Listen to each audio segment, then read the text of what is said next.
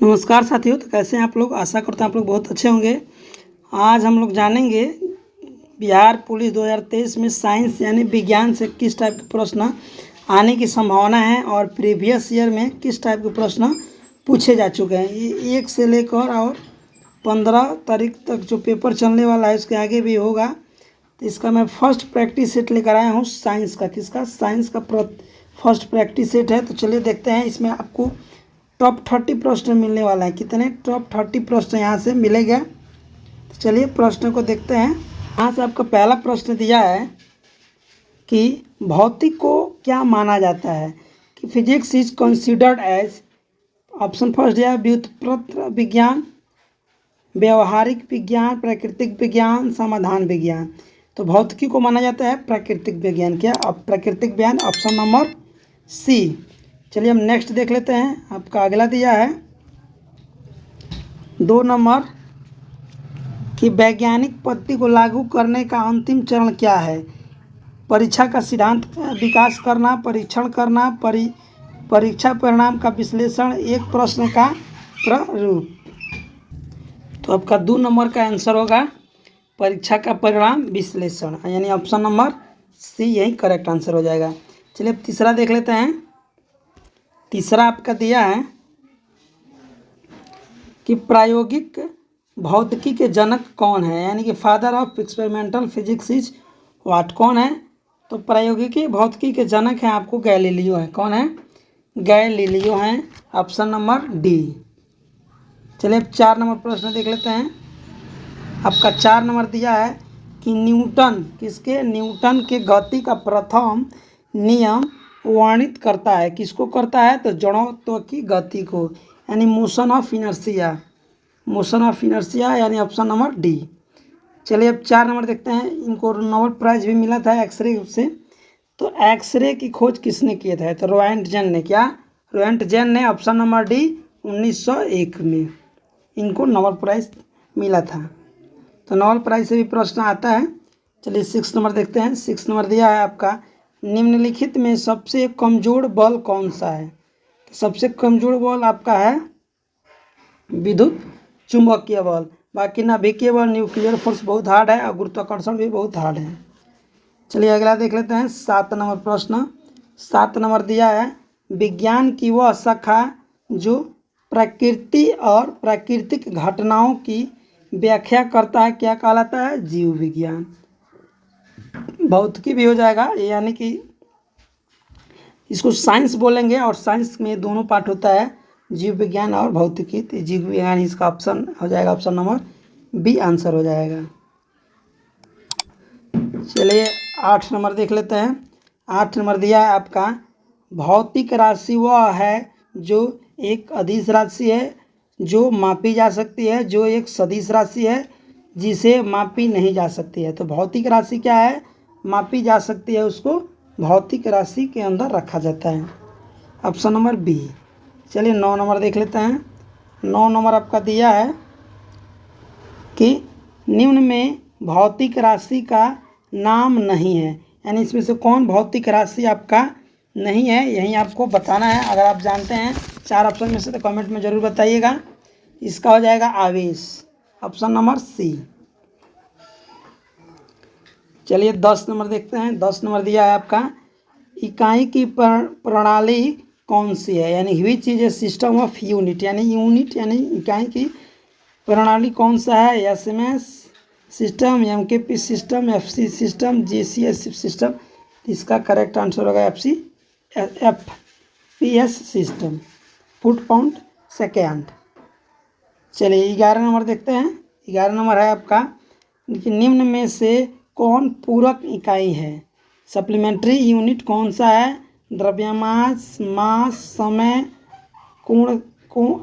ठोस कोण, ज्योति। तो इसमें हो जाएगा आपका पूरक इकाई है आपका ठोस कोण।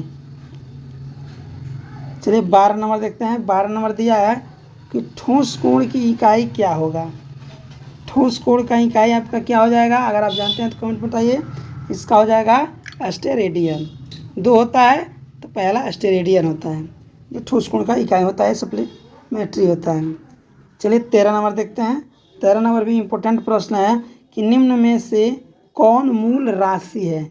आपको क्या बताना है, मूल राशि। तो मूल राशि आपका है द्रव्यमान, समय और लंबाई, ये तीनों हो जाएगा आपका मूल राशि। इसमें देखिए बल दे दिया है, तो बल के अंदर दो चीज़ हो जाएगा, फोर्स बराबर एम ए, तो 2 हो जा रहा है, और मूल राशि जो फ्री हो, स्वतंत्र हो। चलिए 14 नंबर देख लेते हैं। 14 नंबर आपका दिया है कि एसआई में कुल कितने आधारी मात्रक हैं, तो 7 हैं, ऑप्शन नंबर डी। चलिए 15 देखते हैं। 15 नंबर दिया है कि मापक मुख्य रूप से एक प्रक्रिया है। मापक मुख्य रूप से क्या प्रक्रिया है, गणना की, बदलने की, तुलना करने की, अंतर स्पष्ट करने की। तो मापक किस प्रकार की प्रक्रिया है,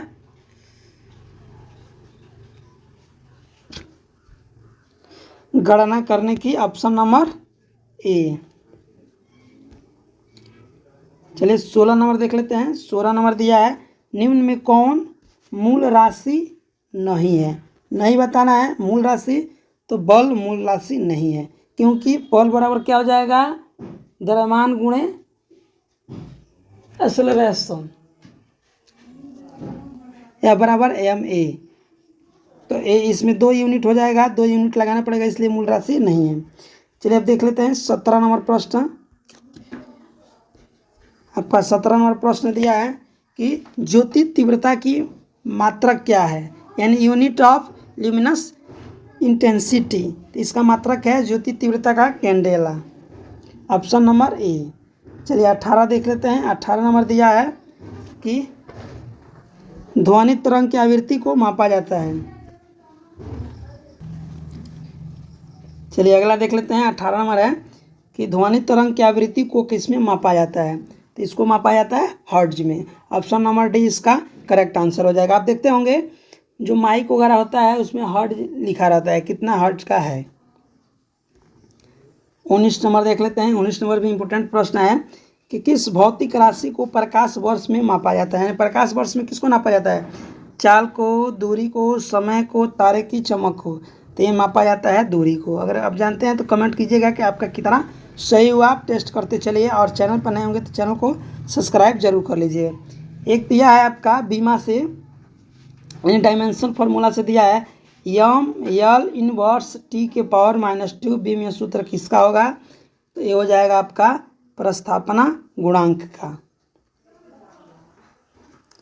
चलिए 21 नंबर देख लेते हैं। 21 दिया है कि निम्नलिखित में से किसका मात्रक है लेकिन बीमा नहीं, यानी किसमें इसका मात्रक है, यूनिट आपका दिया है लेकिन डायमेंशन उसका नहीं बनेगा। वो किसका नहीं बनेगा, घनत्व का, गुरुत्वाकर्षण नियतांक का, फलांक स्थिरांक का, कोण का। तो इसमें घनत्व का आपका नहीं बनेगा डायमेंशन, इसका मात्रक होगा। लेकिन ये किस में नापा जाता है, तो घनत्व का नापा जाता है एम क्यू में, लेकिन आपका इसमें बीमा नहीं होगा, एक ही यूनिट है इसलिए बीमा नहीं होगा। चलिए 22 नंबर देख लेते हैं। ये प्रश्न पिछले प्रश्न से एक थोड़ा सा डिफरेंस है कि निम्नलिखित में कौन यम यल टी इनवर्स को निरूपित नहीं करता है। क्या है, नहीं करता है, आपको बताना है, करता है ये नहीं बताना है। तो देखिए फोर्स को भी करेगा, तनाव को भी करेगा, प्रेशर को भी करेगा, नहीं किसका करेगा, तो भार का। किसका, भार का, ऑप्शन नंबर सी। यानी भार में केवल क्या है, मास है, और मास का क्या हो जाएगा, केवल यम होगा। लेकिन इसको बताना है कि इसको निरूपित नहीं करता है। तो देखिए फोर्स बराबर आपका हो जाएगा, फोर्स बराबर क्या हो जाएगा, यम इंटू ए, और ए का होता है यल टी इनवर्स 2 होता है, और मास का यम होगा, ऐसे होता है। चलिए देख लेते हैं 23 नंबर प्रश्न। ये भी इम्पोर्टेंट प्रश्न है कि न्यूटन की गति के प्रथम नियम को क्या कहा जाता है, तो इसको बोला जाता है जड़त्व का नियम, लॉ ऑफ इनर्शिया। चलिए 24 नंबर देख लेते हैं। 24 नंबर में इम्पोर्टेंट प्रश्न है कि गति का सबसे साधारण प्रकार क्या है, तो सरल रेखीय गति, ऑप्शन नंबर बी। अन्यथा तो सब होगा, ये सब होगा, ऑप्शन नंबर डी। ये भी गति है, ये भी गति है, ये भी गति है, लेकिन सबसे साधारण सिंपल बताना है तो सिंपल होगा सरल रेखीय गति, एक दिशा में गति। चलिए 25 नंबर देखते हैं, है कि वस्तु के प्रारंभिक और अंतिम स्थिति के बीच की न्यूनतम दूरी को क्या बोला जाता है। यानी यहाँ से कोई वस्तु चलना प्रारंभ किया और यहाँ पे आया तो प्रथम हो गया प्रारंभिक दूरी और ये आपका अंतिम दूरी हो गया, अंतिम स्थिति हो गया, सॉरी अंतिम स्थिति हो गया। तो इन दोनों के बीच की दूरी होगा उसको हम क्या बोलेंगे, तो इसको हम बोलेंगे विस्थापन। क्या बोलेंगे, विस्थापन।